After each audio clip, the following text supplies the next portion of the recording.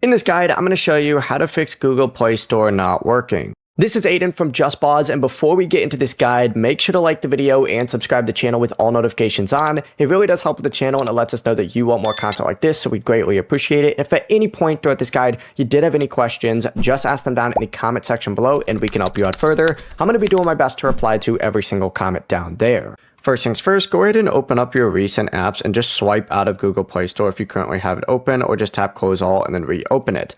If that doesn't work, go ahead and swipe up and open up your settings, and you need to scroll down on here until you see your app settings. Then just go ahead and search for Google Play, and you essentially just need to go to the Google Play Store settings. Open that up. Hit storage on here, and once you hit storage, hit clear cache down in the bottom right, and then hit clear data in the bottom left, and confirm after doing both of that. From here, you need to return to the app screen, and now you need to search for Google Play and then services this time.